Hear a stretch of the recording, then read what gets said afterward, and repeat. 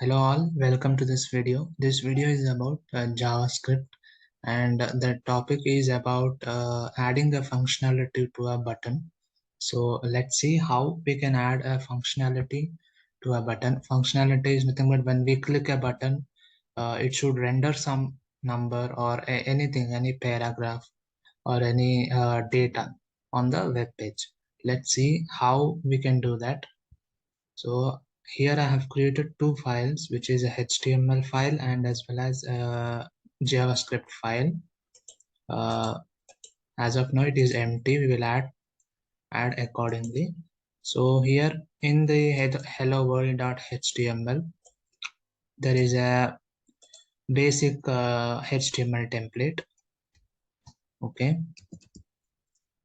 Now inside the body we'll link our .js file in HTML in a script tag.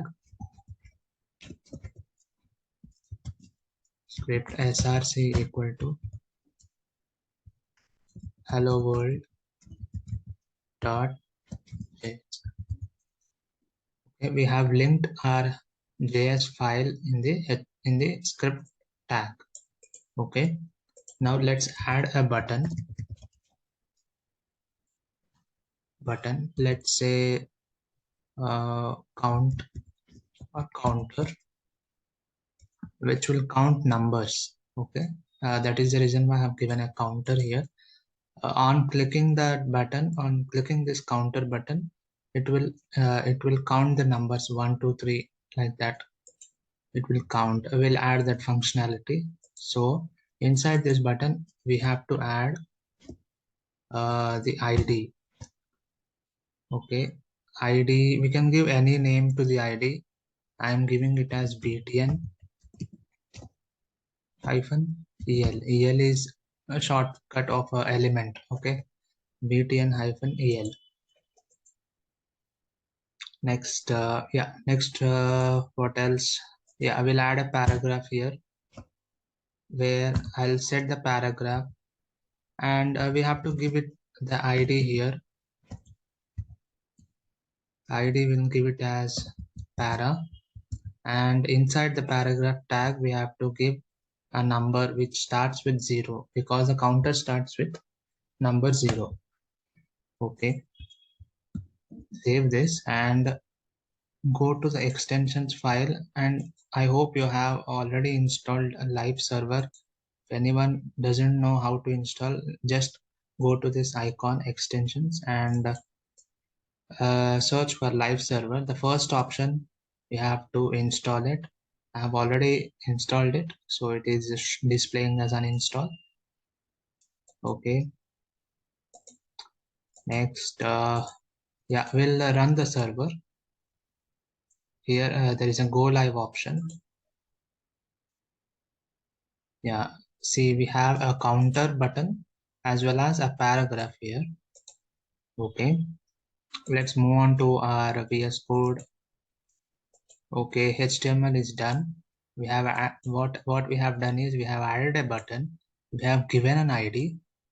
See, ID we can give any name to it. Not specifically we have to give this name. You can give any name like only btn or button 1.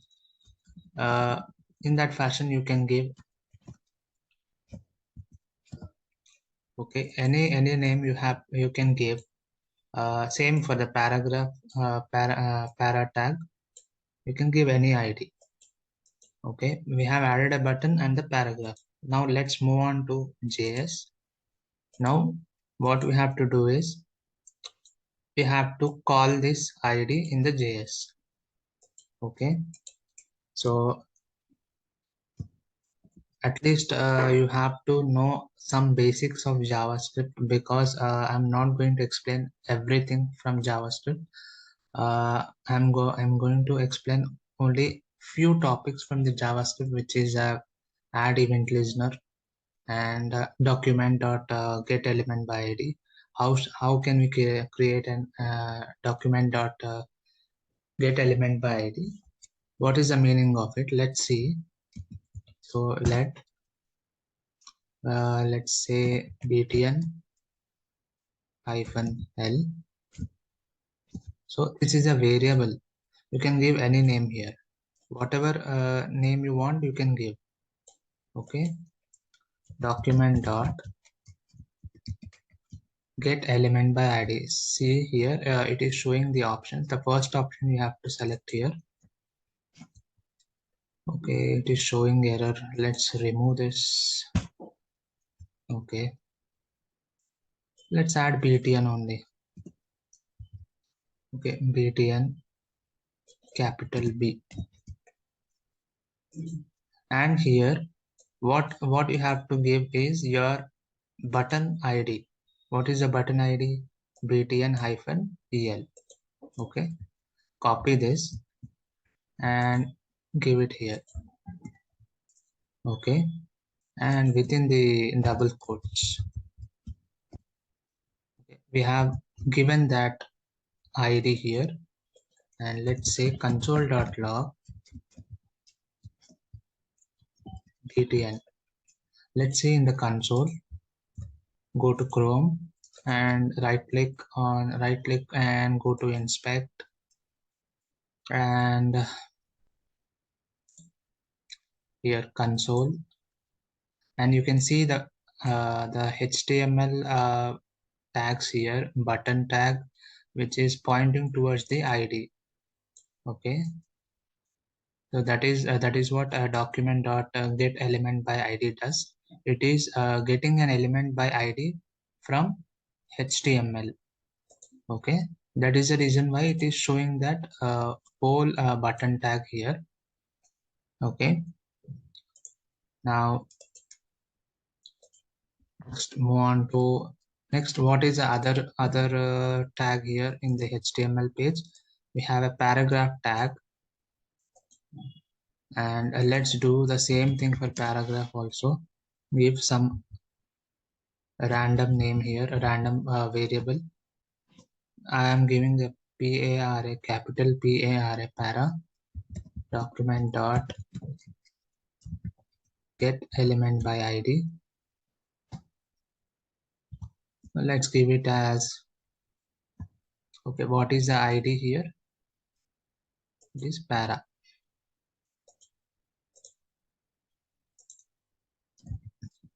Okay,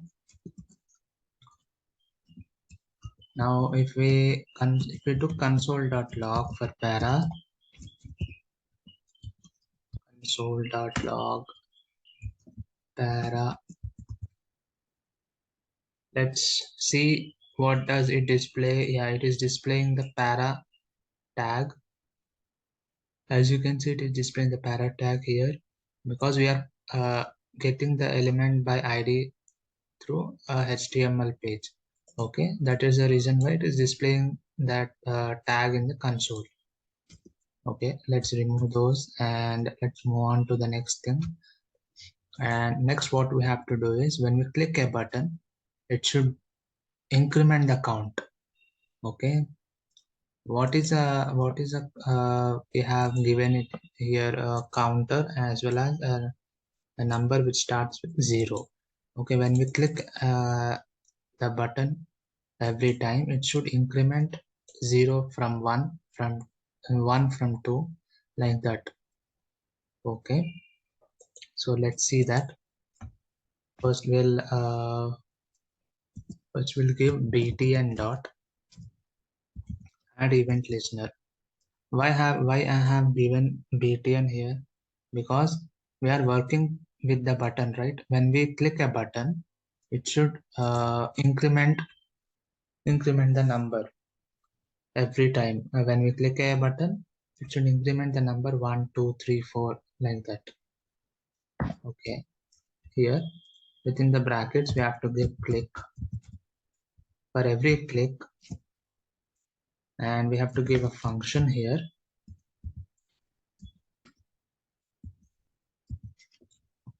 Function. Okay, we have given a function and a click.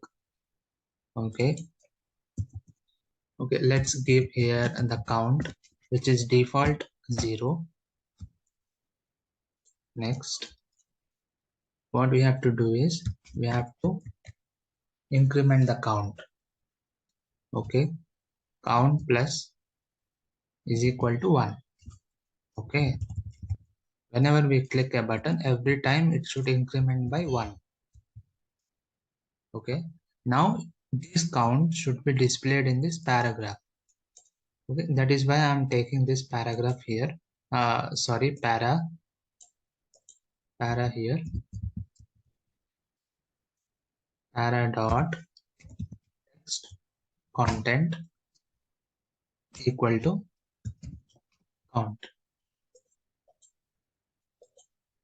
Let's see. Yeah, you can see here it is incrementing. So this is how addEventListener works in the JavaScript. You can give inner.html also, no problem with that. Still it is working. It's up to you. You can use inner.html or text content. Yeah, text content. For many developers use actually text content. Okay, this is how you increment the counter from 0 to 1, 2, 3, 4, and this is how a button functionality works in JavaScript. For understanding all these things, you have to be aware of the basic concepts of JavaScript, at least the basic concepts of JavaScript.